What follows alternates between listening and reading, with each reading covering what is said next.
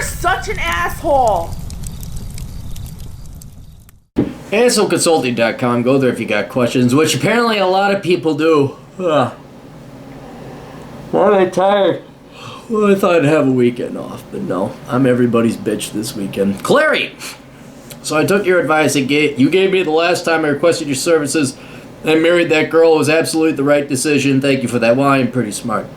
I now find myself in a quandary. The wife, for understandable reasons, wants to buy a house. Flushing money down the toilet on rent irks me, and I would like to as well. However, I'm not an idiot. Correct me if I'm wrong, but I understand that the Fed's ridiculously low interest rates have been keeping bond markets artificially. All right, let's stop right there. The Federal Reserve does not control mortgage rates. The Federal Reserve controls the federal funds rates, and many other rates are contingent or dependent upon it, like Wall Street Prime, not LIBOR. There's other ones at like 5 years and under, maybe even 10 years. I'd have to go back in my banking days and figure it out. But it would be like the federal funds rate plus 2, the federal funds rate plus 3. Some of them have an algorithm. So if the federal funds rate changes, it's not just the rate that the Federal Reserve charges banks on interbank lending, not interbank, to borrow from the Federal Reserve.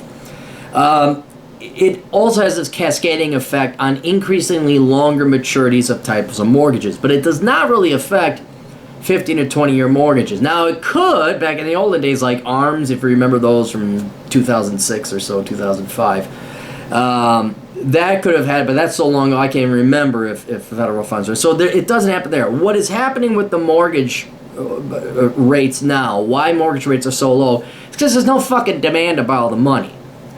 Just like any other good or service, price is determined by supply and demand for it. And the supply and demand for lendable dollars, for money, is the interest rate. Normally it's priced in terms of dollars, but it's the interest rate. So if the economy's booming, and there's a ton of for-profit investments out there that are very likely to make money, a lot of people demand that money, and so interest rates go up. But right now our economy's barely growing, and that is what's been keeping interest rates very low. Now, what has that done? Well, that has allowed people to afford more house because the interest rates are so low. And what this has also done is because interest rates are so low, you could borrow a lot, you could afford a lot more house. And this has driven housing prices pretty much back up to their pre-crisis levels, or their bubble levels, as they were back in 2006. So let's just kind of, so you understand the mechanics, what's going on, so you yourself can figure this out on your and then you can impress people at parties with your knowledge of Federal Reserve interest rates. Right? So that's kind of why your rates are low. Thus, interest rates on housing have been far below the historical average as a result. Well, not for that, but for reasons I explained. This has created an artificial demand for housing, and now home prices are almost back to where they were in 2006. Exactly what I said. But is it artificial? All right. So that's the question. I mean, yeah, could interest rates go up? They could. But is it artificial? No. This is the real world. There's just no demand. So the money's got to go somewhere. So now people are borrowing it to buy housing. All right? It's not an investment. Housing is not an investment unless you're an investor buying rental property.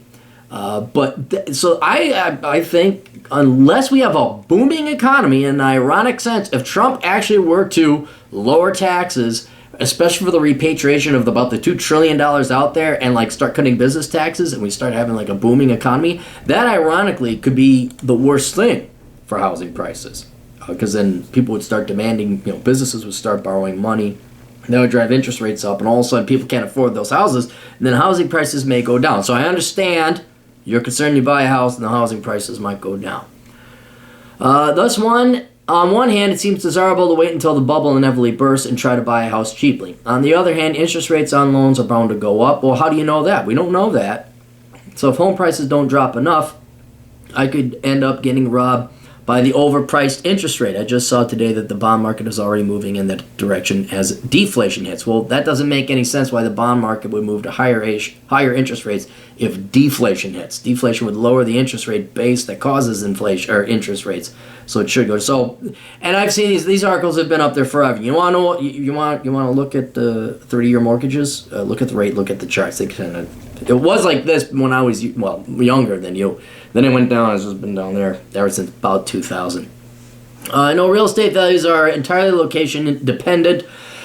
I also know that here in Indiana, our cost of living is lower than average, and historically our prices have fluctuated less than the national average. Yet I also know that this next economic crisis is going to be terrible. You don't know that. You and I don't know that. So will it be so terrible that everyone feels the pain? I don't know that. No one can tell. I can't tell you that. That's why I'm the world's greatest economist, because I give you the answer. The smartest answer in the world is I don't know, because you don't let ego or hubris get in the way. My wife and I are currently debt-free. I would hate to take on debt and owing a home only to watch the value of the home plunge 30% lower than what I paid for it. I would also hate to end up essentially paying the same amount on a house and paying 10% interest on it. Making things even muddier for me is government involvement in the housing market since 2008, with the socialists nationalizing so much of the loan industry. I can't make heads or tails what will happen on the housing market in the next crash. Is buying a house within the next year a bad idea? Should I wait for the economy to go under again? Can you explain to me what the heck is going on with the housing market and what is likely to unfold in our next crash? Thanks, the younger, more handsome mayor. Yeah, you wish. Although, so I asked him some questions, and he sent me a picture of him and his wife, and they're just a good looking. He's like a Tobey Maguire that hit puberty, frankly. That's what he looks like. I'm like, who the fuck is he? I'm like, it's Spider-Man, but if he like had pubes, you know? So, and then he's got this babe of a wife. So I kind of asked all these questions. Do you plan on living in India in the next 10 years? He says yes. Have you read Reconnaissance Man, which I brilliantly spell out? Have you done your reconnaissance, which I brilliantly spell out in Reconnaissance Man? Have you traveled the country? No, the only other place you'd want to go is Virginia, barring for some unforeseen. And I just wish. I just had a client in New Jersey. None of you people east of the Mississippi get to the west side very much, do you? You all think it's all over there, like the original 13 colonies. Even though Indiana wasn't one of those original 13 colonies. Do you want kids? Yes. If you do you plan on having them and how many? Not anytime soon, maybe 5 years, but no more than 2. What kind of income do you guys have? He makes $55,000 a year. The wife has a business. She makes about $24,000 a year. He's got a stable career. He's in STEM. Plan on going back to school anytime? No. Wife and Michael get a 2-year. Are you minimalist? Or does wife want to have granite countertops, walk-in closet, helicopter pads, and a man-made waterfall diving board pools on each floor? He says, I'm definitely a minimalist, and the wife is very frugal as well. She furnished the entire apartment with nice stuff for under $1,000. I'm unconcerned. Okay, good. So, here's the deal. You are looking at housing as an investment. What you have to do is look at housing as a consumer good. All right? And there is a difference. An investment you expect to make money on. A consumer good is something that you consume. And whether people realize it or not, lodging is a consumer good. And you have the choice. You can rent or you can buy. Now, renting, there's the pros and the cons, no maintenance, blah, blah, blah, single guy and this and that. And in other words, what I'm saying, it is variables that are largely determined by your future plans in life that determine whether or not you should get a house or whether or not you should get an apartment or rent. Now, in your case, because you want to have a family relatively soon, you know you're going to be in Indianapolis, or not India, I don't even know if you're, wherever you are in India, you know you're going to be there for a while. You have a stable job, and your wife is frugal, and you are frugal. I think you're a good candidates for looking for a home. Okay? If you are looking to move relatively soon, if wife, you want to go get another degree, if you guys wanted to travel some more, if you didn't want to have kids, then I'd say, all right, it doesn't make sense for you guys to buy a house. I maybe get a condo or something like that, or rent, because your lifestyle, your what's the word I'm looking? Your lifestyle, whatever the other word I was looking for, is not conducive to that. But if you're gonna have a family, yeah, you pretty much need a house. Now, this is where research takes place, okay? And so let's explain the financial machinations and the smoke and the mirrors that occur with housing and why you shouldn't be viewing this as what happens to the housing price. And then we'll go on to whatever the other thing I was going to escape my mind. All right, the first thing, you're worried about the balance between interest rates and housing prices. Interest rates are low now, so you want to get on low interest rates. But you're worried that if interest rates go up, the price of your house will go down. That is moot and irrelevant on two reasons. One, because you are thinking like you're going to buy this house and you're going to sell it tomorrow for a capital gains or investment. That's not what you're looking at it for. You are looking at it for a place to house your family. Again, a consumer good. Two, therefore, the price of the housing is not necessarily the price of the house. What the real price of the house is what you pay in principal and interest. That's the real price of the house. And they'll detail that. They say, after all this 30 years is said and done, you're going to give us $800,000. Or more modernly, $2 million. They explain that's the real price of the house. So there's this inverse relationship between interest rates and the price of the house. So if, let's just say, interest rates went up to 10%, oh yeah, you bet housing prices are coming down, motherfucker. Absolutely. But what you pay for the house in that total, amount there actually would, in the laws of the real world in theory, would balance out, would remain relatively stable because, okay, fine, your interest rates go up and your interest expense went up, but people are going to have to knock down the price. So that balance, that real price of your house will not be like, oh my God, I gotta pay. I paid $250,000 for my house. Really? Did you fork over $250,000? No, you took $250,000 from the bank and gave it to that, and now you're paying the bank on the financing. All right, that payment to the bank is your real payment. All right? So this is what's called. People look at it as price to disposable income. That's one way they took the price, the mortgage of the house to disposable. Or debt service to income, that's another one people look at. And you guys don't have any debt, so the only debt would be your mortgage.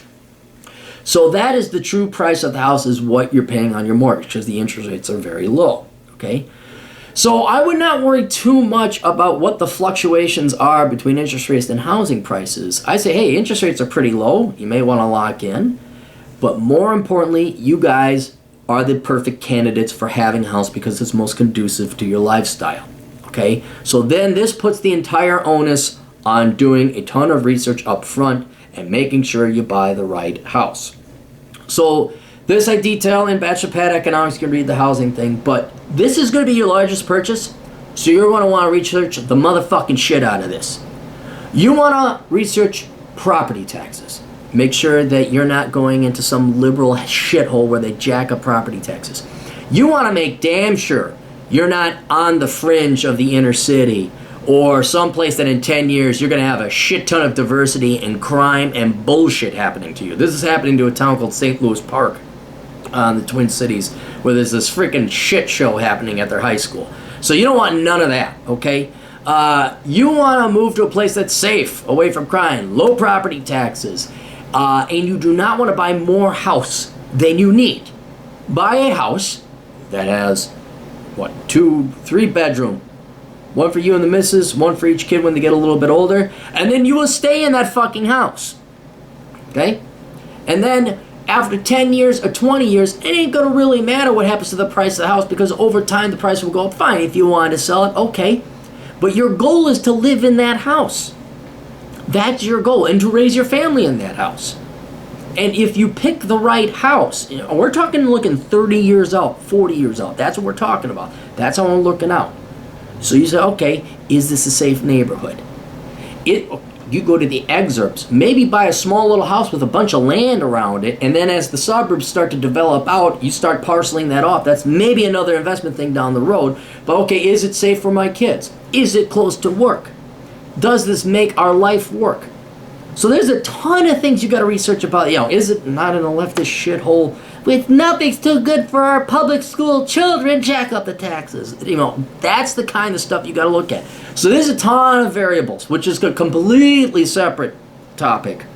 But you got to look and make sure, is this going to serve my needs of my family? Safety. Will it not go down in value? Will it be conducive to raising a family? Meaning I don't have to commute 18 hours a week round trip to go to whatever town that is you're going to go work in. Are the schools good? They don't have to be great. What makes great student? Great parents. Making sure the kids, anyone, it's not like calculus is different at an inner city school versus the preppy little schools out in Wayzata, which if you don't know, that's the preppy school out here in Wayzata, up here, the Twin Cities. Calculus is the same. So those are all the variables that you got to look at. And then also looking at price. Make sure that the mortgage is affordable to you. Okay, make sure that that mortgage is within the budget. It's not much different than rent. Make sure property taxes don't go up to the point that all of a sudden you can't afford it anymore. Those are the things you're going to have to look at. So you're going to be looking at demographics, crime, population growth, taxes, interest rates and price, things like that. I'd be looking at new construction. I mean, old houses need repairs and all that other kind of stuff. So again, maybe that's worth another consultation. But if you have Bachelor Pad Economics, read that chapter on housing. Read it. It's absolutely not. And then go. You don't even need another video. I'm sure just go online, search what should I look for in a house. All this other stuff. There's even Excel spreadsheets that you can download, looking at maintenance, insurance, taxes, all that other stuff. So that is why I'd recommend you might as well get a house now while interest rates are low, locking in a low interest rate. Start paying down the debt. You know, it's just going to be you and wife. You ain't going to have your kids. And then all of a sudden the kids come along, decide you're going to start having kids. You got 5 years of extra principal payments moved in on that house. Then maybe if you put a big enough of a dent in that house, all right, you could even refinance a lower mortgage. Now it's going to be refinancing costs, but you could lower your payment, making it even easier on your finances, where all of a sudden wifey maybe is not working because she's raising the kids. And then the goal is unless there's an absolute emergency, like all of a sudden the fucking shit show is starting to move out and crime's starting to get out, and it's all of a sudden liberals take over the city council, then you sell, then you get out, and then you move and buy an equally nice house. But the goal is to stay there as long as possible, as long as the property keeps going up or is stable. Stay there, raise your family, have fun. And then when the kids get out of the house, hopefully you're at the peak of the market. You've sold off the parcels of land. It's the fancy McMansions being built. You sell at top peak, top dollar when you're 60. Then you and your wife go get a condo down in Vegas or Florida. And, well, no, we wouldn't want you to go to Vegas. That's on the west side of the fucking Mississippi. And we all know you East Coasters don't believe in that part. You really think it's just the Pacific Ocean. Maybe that's what you guys believe. I don't know. You guys, you know what? You could go to Pennsylvania. Ha! You could go to Delaware, huh? Ooh, yeah, fuck Denver. Fuck Phoenix. So you get your condo down in Florida, and then you're set. There you go. So in other words, if you play your cards right now and early enough on, and you don't buy no fucking fancy cars, you're minimalist, you keep frugal, this card you play now could really make your retirement very easy and very doable down the road. So anyway, hope that helps out. Tell your wife that she's very pretty, and I want to do a Tobey Maguire. You can't be more handsome than me. Tell her I'm happy she married the pubescent Spider-Man. So, best of luck to you. Toodles.